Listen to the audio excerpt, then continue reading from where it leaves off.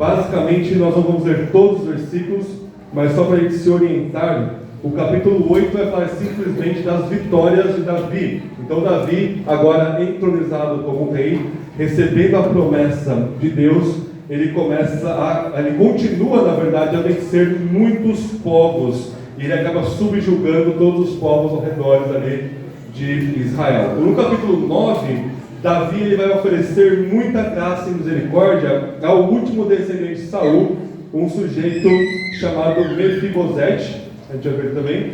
E o capítulo 10 ele retoma o mesmo tema do 8, que é a continuação das conquistas aqui de Davi, especialmente sobre o filho de um sujeito que nós já vimos chamado Naás. Então nós vamos ler alguns versículos aqui, e vocês vão acompanhando. No final nós faremos mais uma oração ao nosso Senhor. Amém? 2 Samuel capítulo 8, vamos ler aqui o verso 1 e 2, depois do 13 ao 15. 2 Samuel 8 diz assim: Depois disso, Davi derrotou os filisteus e os subjugou. Davi tomou Meteg, Ama, das mãos dos filisteus, e também derrotou os moabitas, os fez deitar no chão e os mediu com uma corda. Matou 2/3 deles e 1/3 deixou vivo. Assim os moabitas se tornaram servos de Davi, pagando-lhe tributos. O verso 13 ao 15 do capítulo 8 diz assim: Assim Davi se tornou famoso, e quando voltou matou 18.000 edomitas no Vale do Sal. E depois disso estabeleceu guarnições em Edom, e espalhou por todos os territórios de Edom. E todos os edomitas tornaram-se servos de Davi, e o Senhor lhe dava vitória por onde quer que fosse. Davi reinou sobre todo Israel, e ele administrava a justiça e a equidade a todo o seu povo. Capítulo 9, verso 1 ao 8 diz assim: Então Davi perguntou: Ainda resta alguém da família de Saul, para que eu possa fazer o bem por amor de Jonatas? Havia um servo da família de Saul chamado Ziba. Levaram na presença de Davi, e o rei lhe perguntou: Tu és Ziba? E ele respondeu: Teu servo. O rei prosseguiu: Não existe alguém da família de Saul para que eu possa demonstrar a bondade de Deus? Então o Ziba disse ao rei: Ainda há um filho de Jonatas, aleijado dos pés. O rei lhe perguntou: Aonde ele está? E Ziba respondeu ao rei: Está na casa de Maquir, filho de Amiel, em Lodebar. Então o rei mandou trazê-lo da casa de Maquir, filho de Amiel, em Lodebar. Então Mefibosete, filho de Jonatas, filho de Saul, veio a Davi e se prostrou com o rosto em terra e fez-lhe reverência. E Davi perguntou: Mefibosete? E ele respondeu: Aqui está o teu servo. Então Davi lhe disse: Não temas, porque certamente eu serei bondoso para contigo por amor de Jonatas, teu pai, e te restituirei todas as terras de Saul, teu pai, e tu sempre comerás a minha mesa. Então Mefibosete lhe fez reverência e disse: Quem é o teu servo para tentares para um cão morto como eu? No capítulo 10, vamos ler apenas o começo aqui, para nós vermos a passagem, verso 1 e 2, diz assim a palavra de Deus, e depois nós oramos. Capítulo 10, 2 Samuel, verso 1: Depois de algum tempo o rei dos Amonitas morreu, e seu filho Hanum reinou em seu lugar. Então Davi disse: Serei bondoso com Hanum, filho de Naás, como seu pai foi bondoso comigo. Davi enviou seus servos para consolá-lo por causa de seu pai, e os servos de Davi foram à terra dos Amonitas. Vamos continuar mais um pouquinho aqui. Então os príncipes dos Amonitas disseram ao seu senhor Hanum: Pensas que Davi te enviou consoladores em honra de teu pai? Na verdade, ele enviou seus servos para reconhecerem e espiarem a cidade, a fim de destruí-la. Então Hanum tomou os servos de Davi, rapou-lhes metade da barba, cortou-lhes metade das vestes até as nádegas e os mandou embora. Quando Davi soube disso, enviou mensageiros ao encontro deles, porque aqueles homens haviam sido muito humilhados. E ele mandou dizer-lhe: Ficai em Jericó até que a vossa barba cresça, e então voltai. Vendo que haviam provocado ódio em Davi, os amonitas mandaram contratar 20.000 homens da infantaria dos filhos de Bet-Reob e dos filhos de Zobá, 1.000 homens do rei de Macá e 12.000 homens de Tobi. Esta é a palavra de Deus. Amém. Vamos orar. Senhor, nós estamos neste momento reunidos para louvarmos o Teu nome e ouvirmos a Tua voz, e eis o Teu reino, eis a Tua obra, a qual somos nós.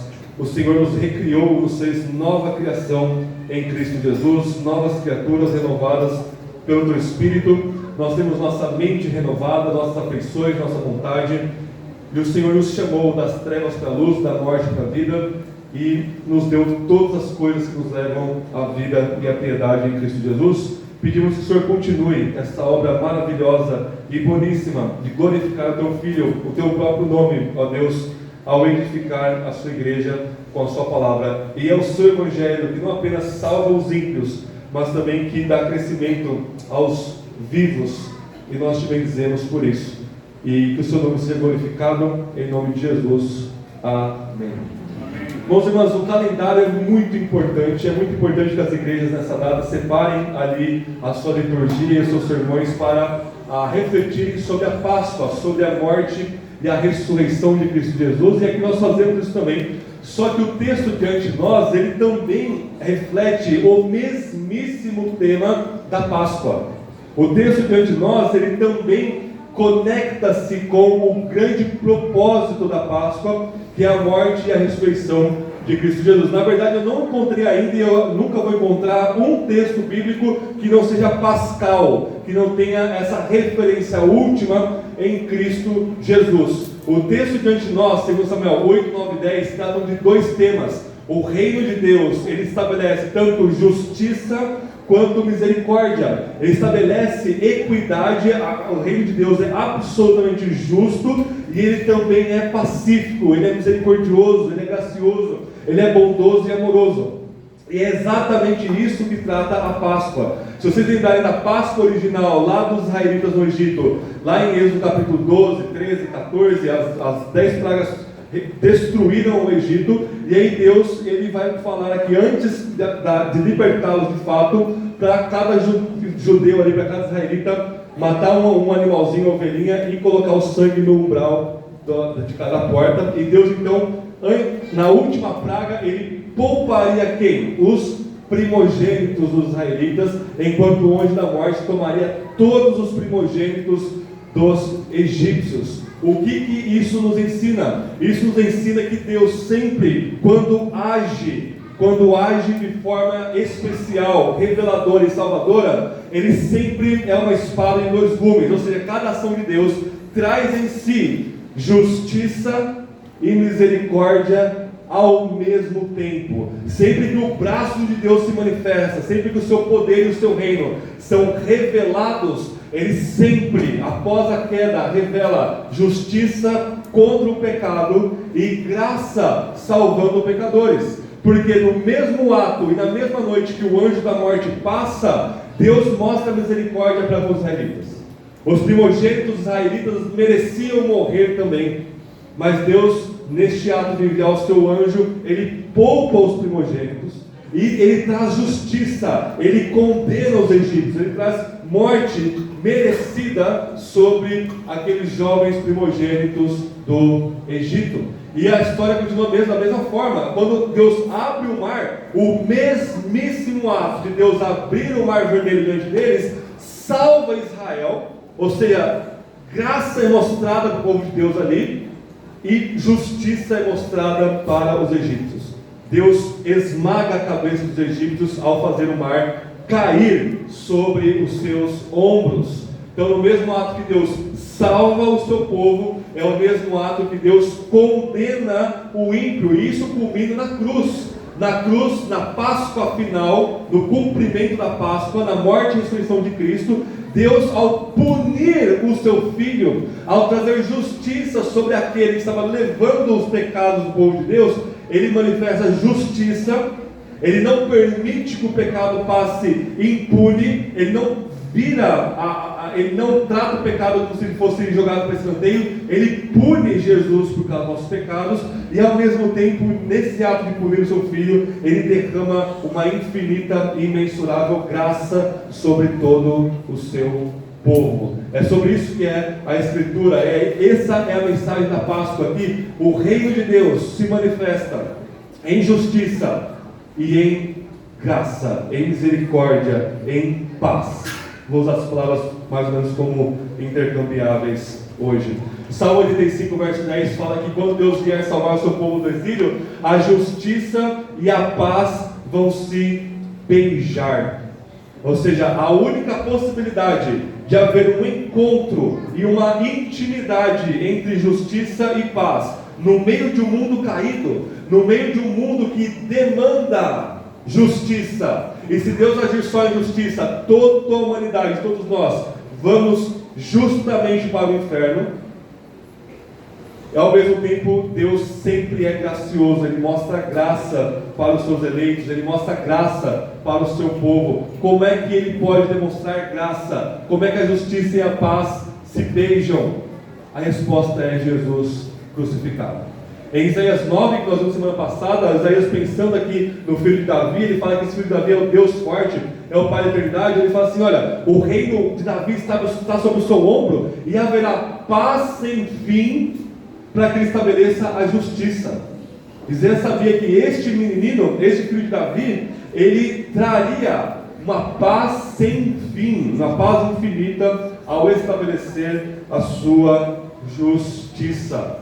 Romanos 14, 17, o último texto que vai tratar dessas duas coisas juntas, é o que nós cantamos agora. Romanos 14, Paulo vai dizer assim no verso 17, o reino de Deus, meus irmãos e irmãs, não consiste em comer e beber. O reino de Deus não consiste em comida e bebida. O reino de Deus consiste em justiça e paz e alegria no Espírito Santo. Então, quando Deus ele manifesta o seu reino, a sua glória, a sua salvação, o seu domínio salvador, ele manifesta justiça igualmente com paz. Ele consegue fazer esta proeza inimaginável e inconcebível para a mente humana com a loucura da cruz e a fraqueza da cruz, que é a sabedoria e o poder de Deus. Então, em primeiro lugar, meus irmãos e irmãs, o reino de Deus manifesta a sua justiça aqui em 2 Samuel capítulo 8 todo. O ponto todo desse capítulo então é mostrar que Davi então está subjugando. Então lembre do capítulo 7, Deus antes prometeu um filho para Davi que vai reinar para sempre. Ele diz assim, Davi, eu vou dar descanso para você de todos os seus inimigos, e além de dar descanso para você de todos os seus inimigos, você vai descansar depois com os seus pais, ou seja, você vai para o céu depois. É isso que Deus está fazendo aqui. Davi está conquistando e subjugando os inimigos ao redor do território de Canaã. E além disso, Deus fala assim, Davi, eu vou fazer o teu nome famoso, eu vou elevar o teu nome. É a mesma coisa que ele fala para Abraão, porque através da elevação do nome de Abraão e de Davi, é o nome de Deus que é afamado, que é glorificado e que é elevado. E Deus está cumprindo o que ele falou para Davi no capítulo anterior. Davi está derrotando os inimigos e Davi está sendo aclamado, ele está sendo reconhecido em toda aquela região. Verso 1 fala que ele subjugou, derrotou os filisteus e os subjugou. E depois os moabitas se tornaram servos de Davi, pagando-lhe tributos. Depois os edomitas, todo mundo ali ao redor, que sempre deu trabalho para os israelitas, que sempre trouxe problema, guerra e tristeza para os israelitas, Davi conquista cada um deles. Ninguém, nenhum reino aqui permanece de pé agora que Davi está entronizado em Jerusalém.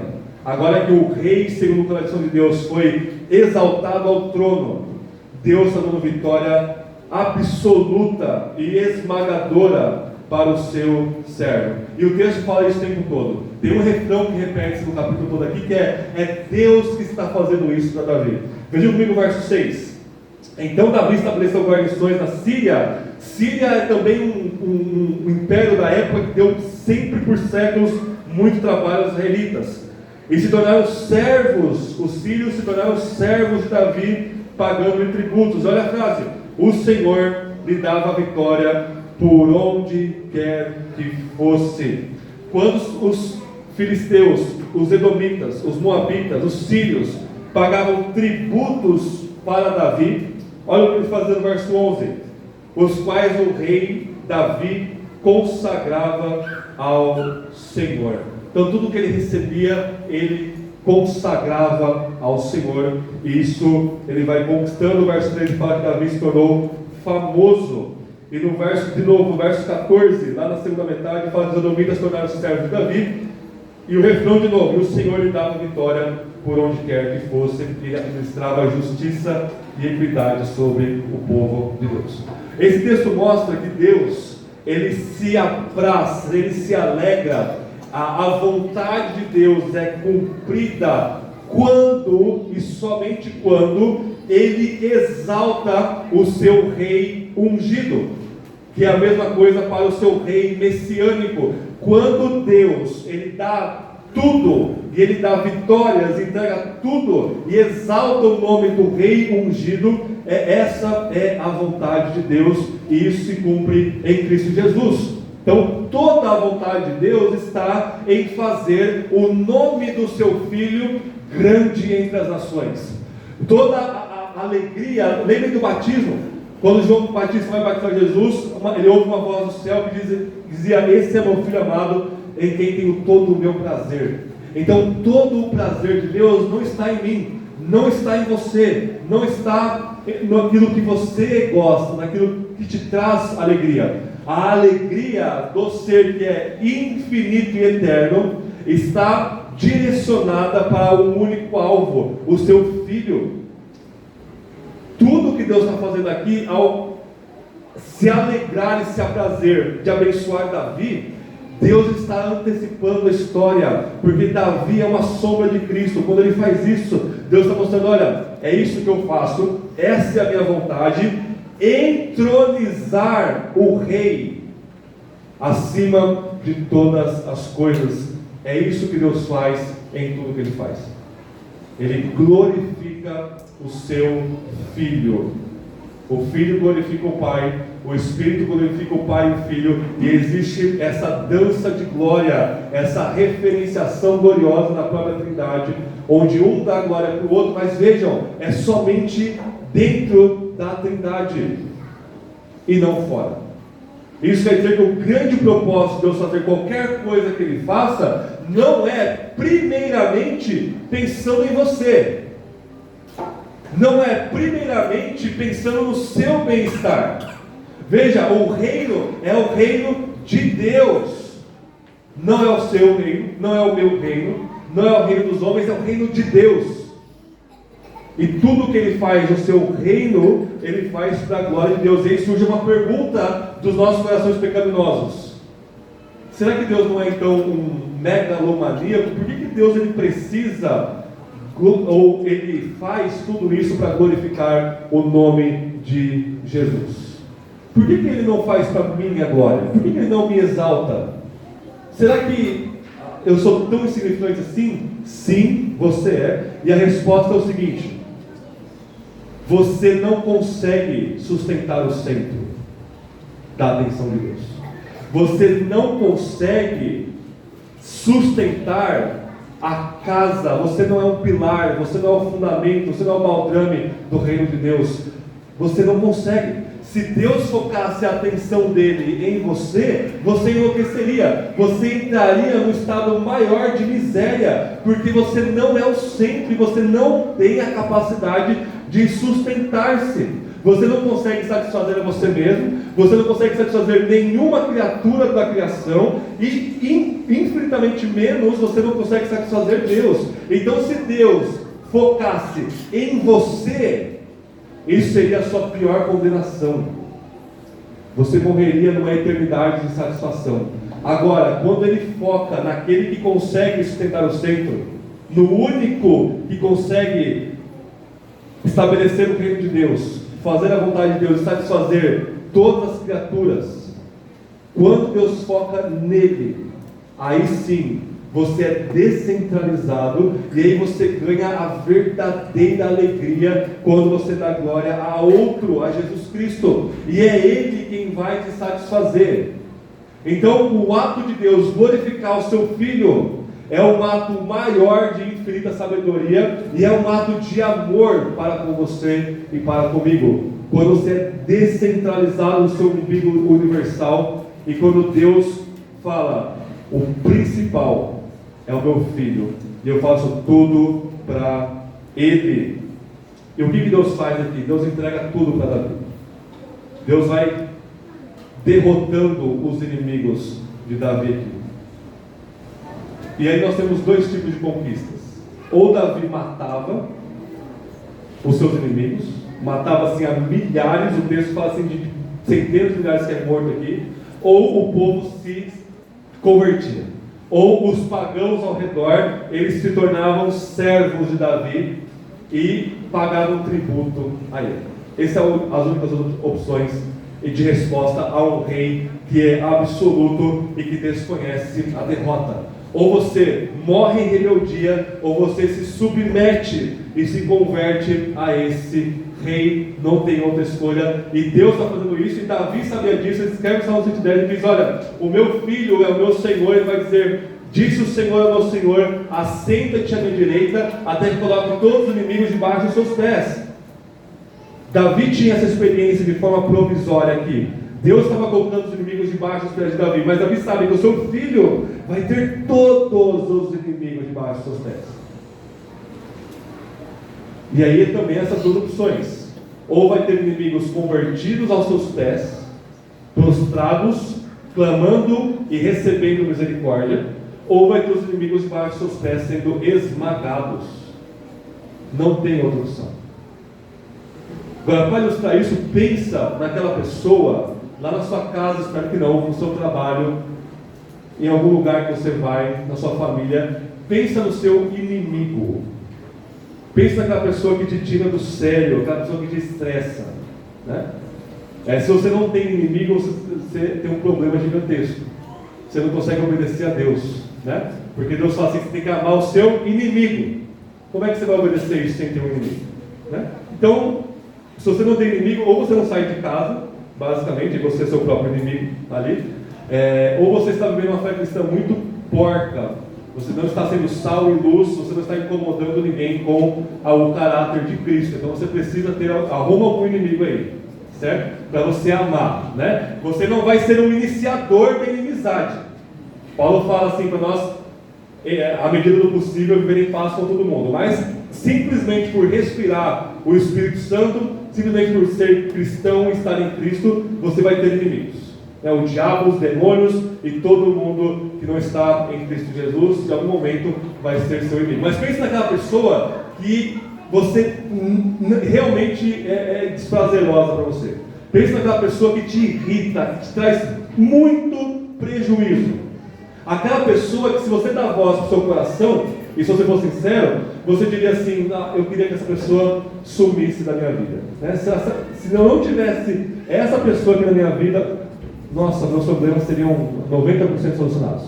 Agora pensa que essa pessoa, ela vive, ela acorda e vai dormir e acorda, pensando e maquinando o mal contra você. O mundo todinho dela é pensar, a Marisa, o Kleber, o Kelvin, a Vitória, a Lu, eu vou dar um jeito de fazer algum mal para ela. Meus irmãos e irmãs, esse é você em relação a Deus. Esse sou eu em relação a Jesus.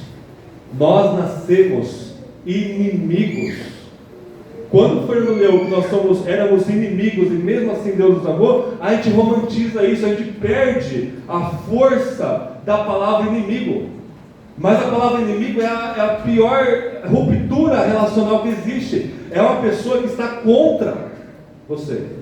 E Paulo vai dizer em Romanos 5: nós todos éramos inimigos de Deus. Ele vai dizer: pode ser que alguém se animaria a morrer para uma pessoa justa, mas Deus morre pelos seus inimigos. Inimigos, ou seja, tudo o que você é fora de Cristo é um planejamento de blasfemar contra Deus. Tudo que você é fora de Cristo, todos os seus pensamentos são pensamentos que matariam a Deus se pudesse. Todos os seus sentimentos são ódio e desprezo a Deus. Toda a sua vontade é se desvencilhar e fazer Deus sumir. Se você pudesse dizer assim, não, se Deus não existisse, eu seria bem melhor. Essa é a sua existência, é a sua essência enquanto ímpio. E não tem ninguém fora disso. Todos nós somos inimigos de Davi, nós somos esses filisteus, esses moabitas, esses sírios. Você é um inimigo de Cristo Jesus. E Ele vence. Você está aqui não é porque você é bonzinho ou bonitinho. Você é um ímpio, inimigo da cruz de Cristo, e Ele te venceu. Não é como se Ele estivesse oferecendo uma coisa maravilhosa chamada salvação, e você fala, nossa, mas é isso que eu quero mesmo, deixa eu ir até lá, sozinho, pelo livre-arbítrio. Não. Ele te oferece vida, e você fala não. Ele te oferece graça, e você fala não. A doutrina da graça irresistível ensina que ela é irresistível quando o Espírito resolve que ela é irresistível. Mas até ela ser irresistível, ela é resistível. Estevão fala assim, quando ele estava a ponto de ser apedrejado em Atos 7, vocês resistem ao Espírito de Deus. A nossa vida fora de Cristo, ela é 100% dizendo não, resistindo a Deus. Então por que você é salvo? Porque Jesus é mais forte que você. Porque Jesus não te respeita. Ele não te respeita. Porque respeitar você significa deixar você ir para o inferno. Respeitar as suas escolhas é respeitar a sua condenação. Ele se intromete. E Ele destrói as portas da sua fortaleza, do seu coração. E Ele te mata e te ressuscita. E você vira um servo e você paga tributo. Que tributo é esse? A sua própria vida. É um tributo de adoração ao Filho de Deus. E o verso 11 que fala que Davi consagrou as coisas ao Senhor, lá em Crônicas fala que ele pegou tudo e consagrou a Deus para construir depois o templo que Salomão iria construir. Então tudo que Davi recebe, ele recebe para construir a casa de Deus, para a glória de Deus. E é isso que Jesus faz. Ele nos reconstrói como santuário de Deus para a habitação do nosso Deus, e administra justiça sobre nós. Ele nos dá a sua própria justiça salvadora e nos salva. A grande pergunta é, será que nós vamos submeter a este Davi, a este filho de Davi, a este rei, e a sua justiça? Segundo lugar, capítulo 9, o reino de Deus se manifesta em paz, em graça, bondade e misericórdia. Davi ele vai usar com misericórdia para o último descendente de Saul. E isso aqui é muito intuitivo, porque o último descendente de Saul quer dizer que ele é o último que poderia reclamar, que poderia pedir o trono. Ele é o último que poderia guerrear, mas cuidado do Mefibosete, ele não queria nada disso. Mas assim, socialmente falando, ele era aquela última ameaça da casa de Saul. Neto de Saul, filho de Jonatas, e Davi fala assim, eu quero mostrar bondade para ele. A palavra bondade em hebraico é a palavra resed, ela significa esse amor pactual. E depois ele fala que ele vai mostrar a bondade de Deus para com o filho de Jonatas aqui. Quem que é esse Mefibosete? O texto fala, lá no verso 4, vejam comigo, que ele estava num lugar que tem um nome muito estranho chamado Lo-Debar. Lo-Debar em hebraico, Lo em hebraico é não, e Debar é palavra. O lugar que Mefibosete habitava chamava a não palavra, o não discurso. E o lugar real, geográfico, ele se torna então um símbolo. Ele estava num lugar onde não havia palavra. Ele estava num lugar onde Deus não falava, que é fora das misericórdias de Davi aqui. E eu não preciso nem falar que cada um de nós somos Mefibosete o tempo todo, né? Nós somos filhos do inimigo de Deus. Nós somos filhos de Saul, filhos do diabo. Eu vou retomar isso no capítulo 10 daqui a pouco, o terceiro ponto. E nós vivemos em um lugar chamado Lo-Debar. Deus não fala conosco. Vocês ouviram isso? Hebreus capítulo 1, Deus não fala fora do seu Filho. Nos últimos dias agora, Ele nos fala pelo Filho. Quer dizer que fora do Filho de Davi, não há palavra de Deus. Não há palavra salvadora de Deus.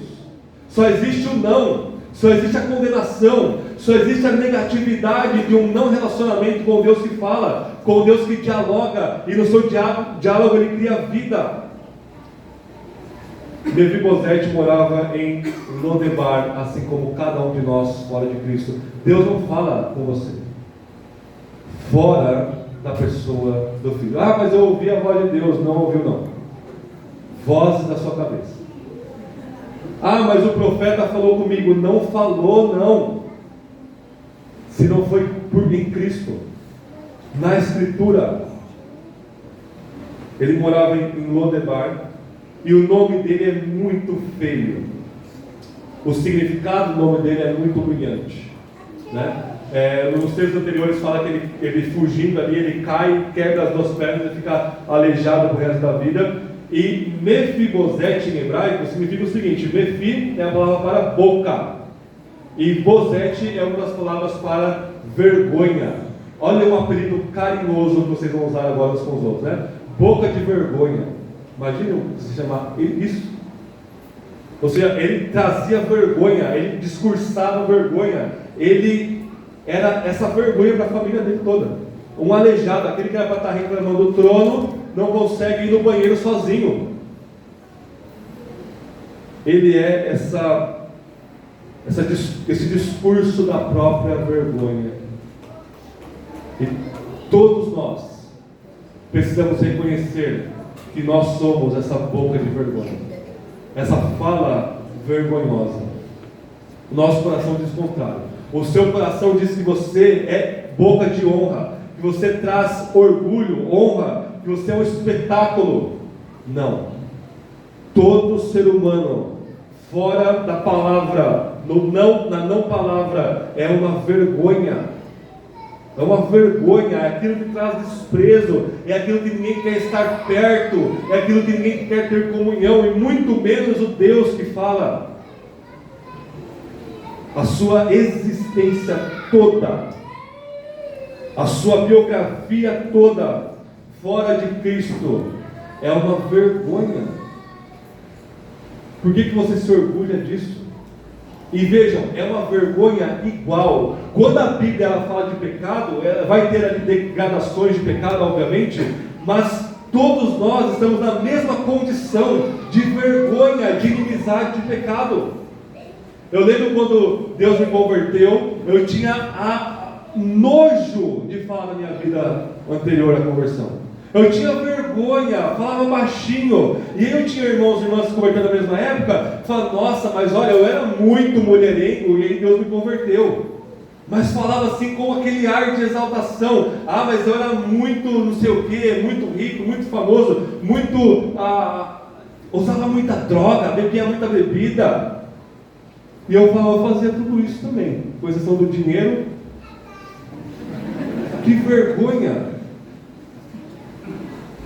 É uma vergonha igual. Não importa se você era um falso cristão numa falsa igreja a vida toda, ou se você era um traficante miserável, um bandido, é a mesma vergonha, é a mesma desgraça, é a mesma miséria, é a mesma inimizade contra Cristo. E Mefibosete fala no verso 8: quem é o teu servo para me dar um cão morto? Eu sou um cão morto. Um cão para Israel é um animal impuro. É a mesma coisa daquela mulher sírio-fenícia nos evangelhos. Ela fala: Senhor, tem misericórdia da minha filha. E Jesus fala: não vim para vocês, não, eu vim para os filhos da casa de Israel. Eu não vim para os cães, eu não vim para os gentios imundos. E ela se reconhece. Ela fala: eu sou mesmo um cão, mas até os cães comem das migalhas que caem da mesa dos filhos. Jesus estava testando aquela mulher e ela evidencia uma fé extraordinária, igual Mefibosete aqui. Enquanto você não se chamar de animal imundo, você não reconheceu o seu pecado e você não pode correr para Cristo ainda. Enquanto você se achar filho do rei,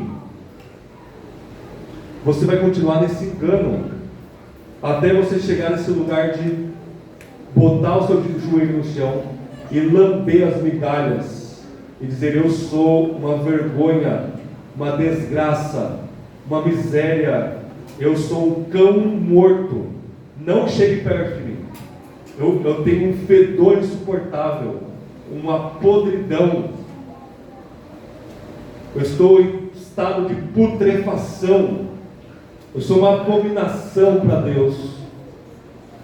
Aí você pode confessar: o Espírito te deu convicção de pecado e te levou ao único que é o seu remédio e a solução, sua solução, e Cristo faz isso. Cristo ele fala várias parábolas ali em Lucas 14, conectando esse tema aqui de Mefibosete. Ele fala que o rei deu um grande banquete, chamou os filhos e ninguém foi. Ele ficou indignado com aquilo. Ele falou assim: então para os seus servos, vai nas ruas de todo o meu reino e chama os aleijados, os cegos, os pobres, quem não tem nada, os mendigos, mas aqueles que rejeitaram, lança-os fora. Então o reino de Deus não é para quem se acha filho, para quem se acha alguma coisa, é para aquele que é aleijado, aquele que não consegue dar um passo sem fazer coisa errada, sem pecar, aquele que se reconhece como cego, como surdo, como imundo. É esse que é chamado à mesa do rei, não aquele fariseu que está em pé julgando. Em Marcos capítulo 2, Levi, que é Mateus, ele é convertido, lá no verso 15 em diante. Levi era um cobrador de impostos. Ele chama Jesus: vem comer na minha casa. Quando Jesus chega na casa dele, de Levi, de Mateus, está ali um monte de cobradores de impostos, que era o pior cara para os judeus.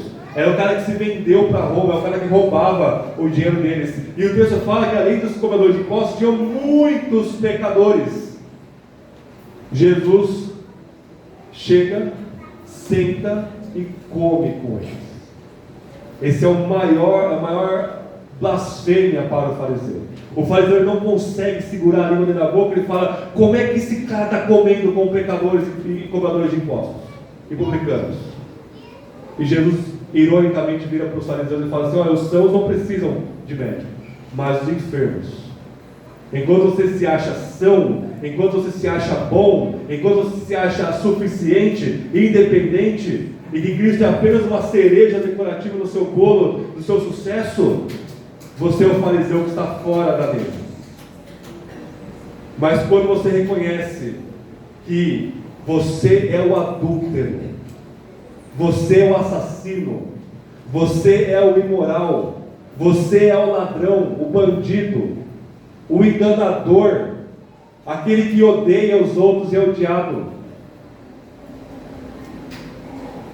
neste momento você se assenta à mesa daquele que só senta com pecadores, e ele te transforma, ele mostra graça e misericórdia para você. 1 Pedro 2, verso 9, Pedro vai dizer assim: vocês não eram povo, e agora vocês se tornaram povo. Vocês não tinham alcançado a misericórdia, mas agora alcançaram a misericórdia. Então a misericórdia faz parte do reino de Deus em pé de igualdade, junto com a sua justiça. Terceiro e último lugar, capítulo 10. Nós temos uma cena interessantíssima aqui. Lembra daquele sujeito chamado Naás? Naás, em hebraico é Nahash, significa serpente, né? Ele já havia sido derrotado, mas ele não tinha sido morto, mas depois de alguma forma ele faz algum favor para Davi, e ele acaba morrendo, e o filho dele chama Hanum. E Davi fala: olha, Davi estava nesse insight da graça de Deus, e ele fala: olha, eu mostrei misericórdia com o filho de Saul, para Mefibosete, o filho de Jonatas, eu vou estender essa misericórdia agora para mais um inimigo, eu vou estender agora para o filho de Naás, Hanum.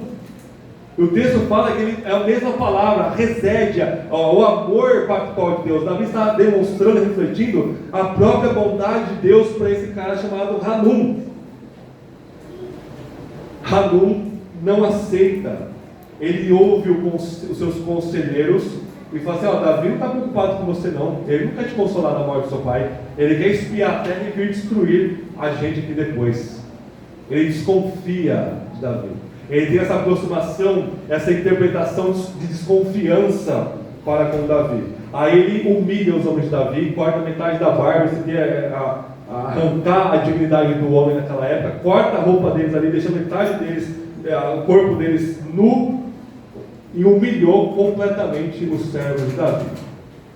O texto fala que eles viram que provocaram ódio a Davi, começaram a contratar um monte de exércitos mercenários ao redor, mas não teve jeito. Davi enviou ali os seus governantes, né, o seu capitão do exército aqui, e eles foram derrotados até o final do capítulo 10.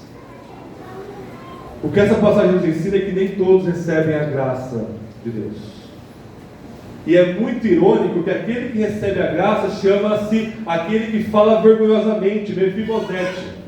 E aquele que não recebe a graça chama Hanun. Hanun em hebraico vem da palavra Haná, que é o nome para Ana, é como se fosse Ana no masculino aqui, que significa graça. O nome do cara era graça e ele recusa a graça. Ou seja, tinha graça só no nome, só da boca para fora. E ele se recusa a ouvir Davi. Ele se recusa. Então o reino de Deus, que se manifesta em justiça e misericórdia, nem todos recebem essa misericórdia. O Hanun, ele recusa os mensageiros de Davi. Jesus fala em Lucas capítulo 10 que aqueles que recusam quem ele envia, ou seja, aqueles que recusam a igreja, recusam a ele mesmo. E quem recebe os seus mensageiros, recebe a ele mesmo. Existe essa compactuação entre o rei e os seus mensageiros. Sempre houve e sempre haverá. Recusar um é recusar o outro. Hanun, eu não quero os mensageiros de Davi. Meu pai gostava de Davi, meu pai fez algum favor para Davi, ok, Davi é tranquilo, mas o fã-clube de Davi, o fã-clube de Jesus, não presta. Eu amo Jesus, mas não dou muito bem com o fã-clube dele. Não. Jesus fala assim: então você não me está me recebendo, você está me rejeitando. Paulo fala em 2 Coríntios 2 que o Evangelho é como um perfume, é como um aroma, é o mesmo aroma que você pega e lança esse perfume, lança o aroma, e esse aroma começa a se exalar em todo lugar, mas ele fala para algumas pessoas, é cheiro de vida para a vida. Esse perfume do Evangelho, quando chega nos narizes reformados e refeitos de um coração regenerado, vida. E Paulo fala, para outros, o mesmo aroma é cheiro de morte para morte. Cheiro de morte para morte. Então, esse inimigo de Davi aqui não recebe. Ele é filho da serpente. E por mais que ele seja gracioso no seu nome, ele rejeita Davi. E ele perece. Ele estava dentro da agenda da misericórdia de Davi. E ele recusa. Isso me lembra, ele é anti-Davi aqui. Isso me lembra muito 1 João 2,18, onde João fala assim: olha, irmãos, tomem cuidado com os anticristos. E os anticristos, eles eram do nosso meio. Eles eram membros da igreja, mas eles saíram. Eles são ímpios agora. E eles, se eles fossem dos nossos, eles permaneceriam conosco. Mas como eles não são do nosso, se manifesta que eles não são do nosso. Eles são o anticristo, o anti-filho de Davi, aqueles que rejeitam a sua misericórdia e a sua graça. Quem somos nós nesta manhã? Aquele que é o vergonhoso, mas que submete, ou aquele que é o filho do rei aqui e diz que não submete a Davi? Ele é o filho da serpente. O filho da serpente, ele permanece filho da serpente. Ele não recebe, ele recusa a graça que lhe é oferecida. O tempo todo, domingo, toda quarta-feira, todo tempo nós estamos expondo a palavra de Deus e você não ouve. Você fica aí olhando para o teto, você fica disperso nos seus pensamentos, você fica planejando a sua semana, você fica preocupado com o ar-condicionado, com a luz, com o microfone, com as crianças, e você não está ouvindo a palavra de Deus, você está rejeitando a graça que te é ofertada gratuitamente em Cristo Jesus. Até quando você vai permanecer nesse estado de ter nome de graça, mas ser filho da serpente? Até quando você vai ouvir os conselhos ao seu redor que vão te dizer: não se submeta a Davi? Meus irmãos e irmãs, tudo no Lodebar, fora da palavra de Deus, está gritando para você: não se submeta a Davi. Quer sejam os conselhos ímpios do seu próprio coração, quer sejam os conselhos ímpios das pessoas ao seu redor, tudo está gritando: não se submeta a Davi, porque ele exige tudo. Não se submeta a Jesus, porque você vai se dar mal. E talvez você não pense assim na teoria, mas na prática você não se submete, você não larga esse maldito pecado, porque você acha que vai ser prejudicado. Você acha que Jesus está falando para você largar e não vai ser para o seu bem. E você diz: não, então eu acho que eu estou sendo enganado aqui, é melhor eu ficar agarrado aqui no meu pecado. E você está mostrando que você está nessa condição de filho de Nahash, da serpente. Você não está ouvindo os mensageiros de Davi, você não está ouvindo o Filho de Deus. O reino de Deus se manifesta em justiça, em misericórdia, e ele exige resposta: submissão ou morte. Deixe de ser filho da serpente ou morra como filho da serpente. 3 aplicações bem rapidamente para nós concluirmos. Eu fiquei pensando, o que esses 3 capítulos estão exigindo do leitor? O que o autor de 2 Samuel está produzindo no coração de quem ouve e no ouvido de quem ouve? E a primeira coisa que ele está produzindo aqui, a primeira aplicação que o texto urge para nós aqui, é que nós devemos confiar no rei. É isso que ele está falando aqui. Quando o rei ele está administrando a justiça, confia nele. E confiar é a mesma palavra que fé. O texto está chamando a fé em Davi. O texto está chamando a fé em Jesus Cristo. É Ele que administra a justiça. É Ele que está no trono. O trono não está vazio. E Ele está administrando justiça no mundo todo. Você não entende 0,1% do que Ele está fazendo. Você não entende nada do que Ele está fazendo. Talvez você lá na sua casa como israelita fala: mas será que Davi tem certeza de mostrar misericórdia para Mefibosete? Será que não vai dar ruim? Ele vai se voltar lá na mesa de Davi, ele vai ficar um veneno lá na taça de Davi e matá-lo? O texto está dizendo: confia. Mas Davi está mostrando graça para Hanun, mesmo Hanun sendo filho da serpente. Confie na justiça do rei messiânico. Ele sabe o que faz, e você se submete à justiça dele. Ele te justifica pela fé, e ele traz justiça punitiva em todo mundo, até culminar no julgamento final, onde ele vai rasgar os céus e trazer justiça plena a todos. Segundo lugar, o texto do capítulo 9, ele mostra que nós devemos sempre estarmos espantados diante da graça do reino. A graça, ela é sempre maravilhosa, ela te deixa estupefato, espantado, boquiaberto. Como é que pode Mefibosete dizer: eu sou um cão morto, prostrado aqui, eu não tenho nada? Quem sou eu, Davi, para você fazer isso? Receba, Davi fala, a minha misericórdia, a bondade do próprio Deus. A graça nunca pode ser uma palavra apenas. Ela não pode ser apenas um conceito teológico. Ela não pode cair na mesmice. A gente não pode ficar falando dia após dia de graça, graça e graça, e nós nos acostumarmos com o fato de que Deus nos salva. A graça, ela nos renova, ela renova a nossa própria compreensão da graça. Ela nos satura, ela nos satisfaz plenamente. E você sempre deve, com os olhos cheios de lágrimas, o coração aquecido e os lábios trêmulos, louvar a graça do Filho de Davi. Você precisa se espantar diante dessa graça. Então, confiança, espanto. Em terceiro e último lugar, o capítulo 10 nos chama ao temor. Você deve ter medo de rejeitar a graça que lhe é oferecida. Tema que o seu coração esteja neste momento dizendo não para aquele que é o sim de Deus, para Jesus Cristo, nosso Senhor. Tema.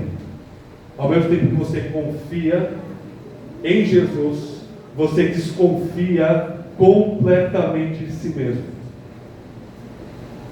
E aí você abandona a esperança em você mesmo e vive para o Filho de Deus que nos amou. Essa é a mensagem da Páscoa. O reino de Deus em justiça e misericórdia aos vergonhosos inimigos de Deus. Ele nos salva e você deve se submeter a Ele. Amém?